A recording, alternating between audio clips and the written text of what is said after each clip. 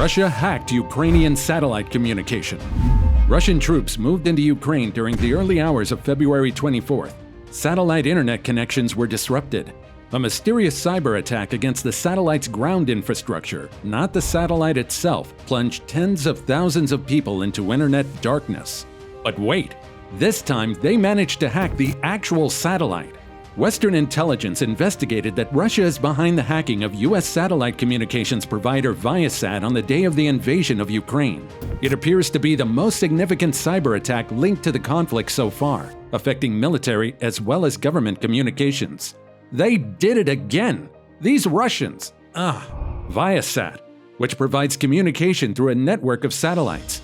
It appears to have been hit by a sophisticated cyber attack that wiped devices on the day the invasion began. No wonder. It was a carefully planned invasion. It also affected other countries in Europe, although not the UK. People using satellite internet connections were knocked offline all across Europe, from Poland to France. And speaking of getting affected, are you affected by our channel? Well, if you are, hit the like button and subscribe to our channel to stay updated on the latest cybercrime news. Now let's move on. Viasat told the BBC that it was replacing some customers' modems, but its core network infrastructure and the satellite itself were not damaged. They were gonna say that. Viasat said that it's actively working with distributors to restore service for those fixed broadband users in Europe impacted by the event. The company didn't say who it thought was behind the cyber attack and said the US government would provide attribution in due course. It looks like the clearest example of spillover, where an attack spreads, either intentionally or accidentally, beyond its original target. Almost a month after the attack, the disruptions continue. Thousands still remain offline in Europe. Around 2,000 wind turbines are still disconnected in Germany, and companies are racing to replace broken modems or fix connections with updates. Multiple intelligence agencies, including those in US and Europe, are also investigating the attack. Western officials believe this was almost certainly the work of Russia, but have not yet assembled the evidence to make a public accusation. Of course it was them! It's quite evident, isn't it? Officials claim that if it were to be ultimately attributed to Russia, it would very much fit with what we expect them to do, which is use their cyber capability to support their military campaign. They believe it fits closely into Russian military doctrine, in which cyber attacks are used to support specific military objectives. In this case, trying to sow confusion by disrupting Ukrainian command and control. In recent days, U.S. cyber authorities have warned that they are aware of possible threats to U.S. and international satellite communication networks.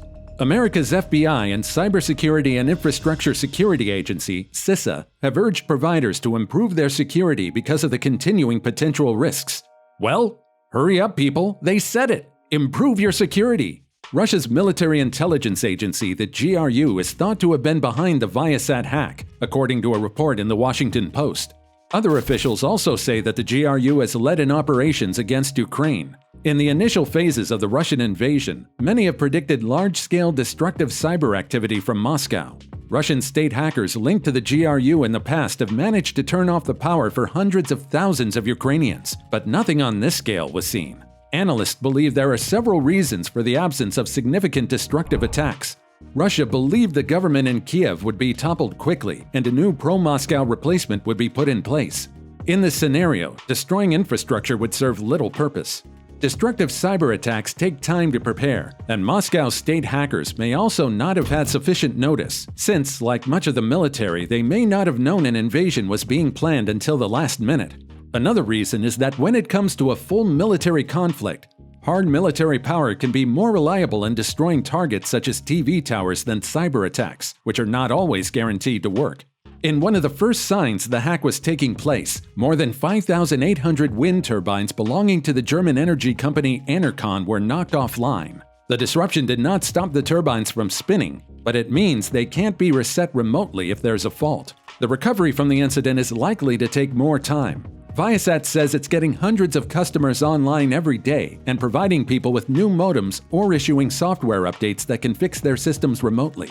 Jaroslav Stratecki, the CEO of Czech internet provider INTV, says the company has been contacting all of its Satcom customers to see if they need new modems, and it will likely need to replace the majority of those that were affected. But officials caution against the idea that there have not been cyber attacks. They say that the Ukrainians may simply have been resilient to the attacks that did come their way. They've seen broad targeting of Ukrainian networks and systems. There was a significant amount of intent on the part of Russia to disrupt Ukrainian systems before the invasion. So-called wiper software was used to target government systems in January and February, just days before the invasion. But officials said that's an area that they put a significant amount of effort into and was supported by allies. There has been continued cyber espionage in the conflict by both sides, officials say, particularly around intercepting communications and trying to locate and target individuals and military formations. So far, there have also not been major cyber attacks against the West from Moscow. One concern had been that Russia could retaliate for Western sanctions by launching cyber attacks against the West, perhaps unleashing criminal gangs who use ransomware to lock businesses and organizations out of their systems. The White House did warn this week that it has seen intelligence of possible activity. However, it's not yet clear whether this is above the normal level of Russian cyber activity that is happening all the time, or whether it's an indication that Russia is preparing for something more serious. U.S. Department of Justice and UK Foreign Office also accused Russia's security service, the FSB, of hacking into energy providers. Russians really don't know when to stop. While many of the details of the Viasat hack are still unraveling, independent security researchers are examining the code on brick modems. Its impact has been widely felt. In the months leading up to Russia's invasion of Ukraine, cybersecurity experts and governments warned that spillover damage is a huge international threat. Its example, Russia's NotPetya worm spread beyond its original target in Ukraine and caused more than $10 billion of damage around the world. Satellite internet providers in Germany, the UK, France, the Czech Republic, and more saw their services impacted by the outage. Users on a satellite internet forum reported problems as far away as Morocco.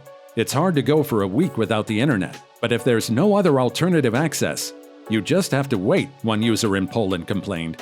It really is hard, my friend. I agree with you. The EU Agency for Cybersecurity, which is also investigating the incident, says it's aware of 27,000 users impacted by the outage, a figure first reported by Wired Italy. So far, satellites have played an important role during the war in Ukraine. They've been used to capture intelligence on Russian troop movements and provided an essential way for people to communicate. But there may be legal issues that unfold around the hack. An associate researcher at the UN Institute for Disarmament Research points out that as satellite systems are used for both civilian and military purposes by multiple countries, they can sit in a complex area when it comes to international law. Ukrainian defenses held up well against attacks, which came from several Russian state-linked groups. The experience of previous attacks may also have helped. The Russians perhaps helped the Ukrainians get match fit, an official said. Overall, though, Western officials say Ukraine has proved more resilient to cyber attacks than many had expected. Ukraine has done an incredible job of being resilient. Way to go, Ukraine! The country has received extensive support from the West in terms of both government and private sector. Both US and UK cyber intelligence officials have been working closely for a long period with Ukrainian counterparts, including in specific areas such as telecoms. If you target a satellite that is providing certain services to a specific country involved in a conflict, you might also be depriving a neutral country of the services the same satellite provides, therefore breaching that rule of neutrality. The reverberating effects of attacking these infrastructures can have effects that would be very deeply felt by civilians. With that being said, let's just all hope that this barbaric invasion does not go its full extent. Comment your views on this down below in the comments section.